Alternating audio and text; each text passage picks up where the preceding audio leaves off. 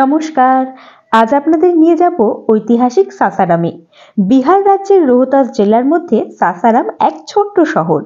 সাসারামের নাম শুনলে প্রথমেই মনে আসে সুরি বংশের কথা। শেরশাহ সুরি যার প্রতিষ্ঠা করেছিলেন, সেই শেরশাহ সুরির সমাধিতেই আমরা এখন প্রবেশ করছি। জল দিয়ে ঘেরা থাকায় স্থানীয়রা একে পানি রোজা বলেন। সমাধিটি ইন্দো ইসলামিক স্থাপত্যের একটি উদাহরণ। কৃত্রিম হ্রদের মাঝখানে ১২২ ফুট উচ্চতা বিশিষ্ট এই সৌধটি পূর্ব পশ্চিমে ৩৭০ মিটার ও উত্তর দক্ষিণে ২৭০ মিটার বিস্তৃত। লাল বেলে পাথর দিয়ে তৈরি সমাধিটি ২২ ফুট উঁচু একটি বর্গাকার পাথরের চত্বরে দাঁড়িয়ে আছে। মূল সমাধিসৌধটি অষ্টভুজাকার। সমাধির পশ্চিম দিকে ব্যতীত আর সব দিকে প্রবেশদ্বার রয়েছে। পশ্চিমের দেওয়াল খোদাই ও টালির কাজ দ্বারা সুসজ্জিত। বেশিরভাগ খোদাই কোরআনের আয়াত দিয়ে গঠিত।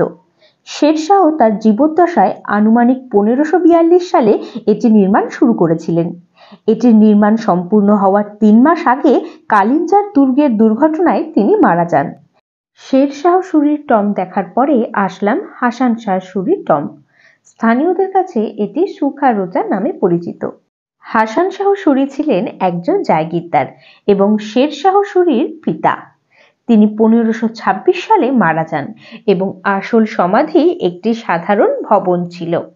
পরবর্তীকালে শেরশাহ বর্তমান কাঠামোটি নির্মাণ করেন।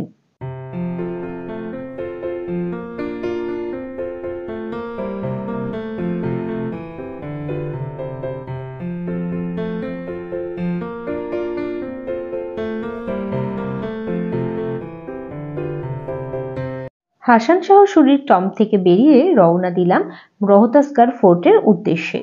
লোকালয় পেরিয়ে পাহাড়ের আঁকাবাঁকা পথ বেয়ে এগিয়ে যাচ্ছি। এই পথে কোনো দোকান নেই, তাই জল ও কিছু শুকনো খাবার সাথে রাখা বাঞ্ছনীয়। সাসারাম মূলত ঝর্ণা প্রধান অঞ্চল, তবে শীতকালে ঝর্ণা একদম শুকনো। যদি ঝর্ণা দেখার হয় তাহলে অবশ্যই বর্ষাকালে আসবেন। যে কোনো বেনারসগামী ট্রেন সাসারামের ওপর দিয়েই যায়। অধিকাংশই রাতের ট্রেন। সময় লাগে কম বেশি ১০ ঘন্টা মতো। ফোর্টে যাওয়ার রাস্তা খুবই খারাপ। বেশিরভাগ জায়গায় আসলে রাস্তাই নেই। লাল পাথুরে মাটি আর জঙ্গল।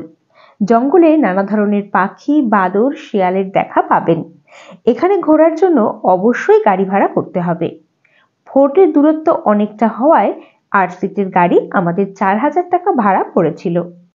পৌঁছে গেছি ফোর্টে। সাসারাম থেকে দূরত্ব প্রায় ৯০ কিমি। কথিত আছে দুর্গটি নির্মাণ করেছিলেন রাজা হরিশ্চন্দ্রের পুত্র রোহিতাস। পরবর্তীকালে নানা যুদ্ধে জয় পরাজয়ের মধ্যে দিয়ে এই দুর্গ শেরশাহ সুরির হাতে আসে। তবে এই দুর্গের ইতিহাস সম্পর্কে নানা ঐতিহাসিক নানা মতামত দিয়েছেন। আবার অনেক ঐতিহাসিক মনে করেন এটি শেরশাহ সুরি তৈরি করেছিলেন। প্রধান ফটকটি হাতি গেট নামে পরিচিত। এটিকে বিশ্বের বৃহত্তম দুর্গগুলির একটি হিসেবে বিবেচনা করা হয়।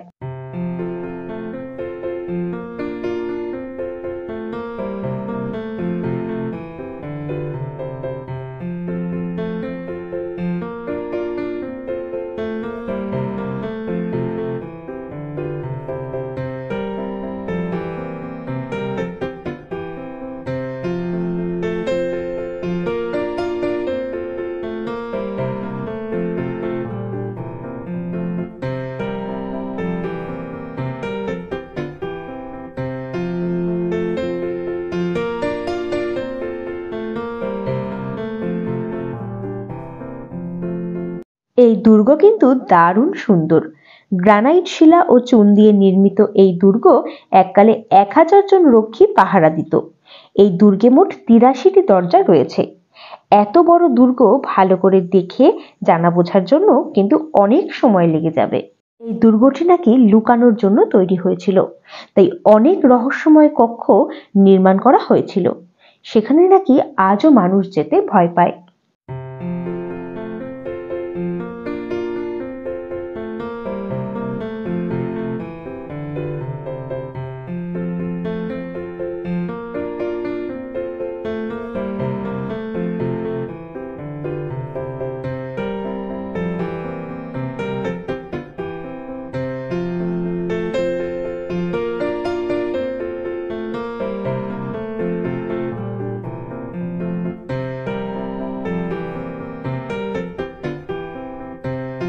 ইতিহাস এবং পুরনো স্থাপত্যের বিষয়ে আগ্রহ থাকলে অবশ্যই আসুন রোহতাসগড় ফোর্টে।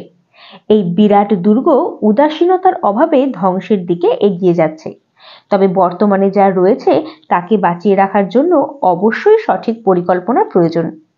দুর্গ ঘুরে আমার সব থেকে বেশি যেটা মনে হয়েছে, সাথে একজন গাইড থাকলে অবশ্যই আরো ভালোভাবে ইতিহাস জানা বোঝা যেত। একদিনের ছুটিতে রাতের ট্রেনে যাওয়া আসা করে ঐতিহাসিক সাসারামকে ছুঁয়ে যেতেই পারেন।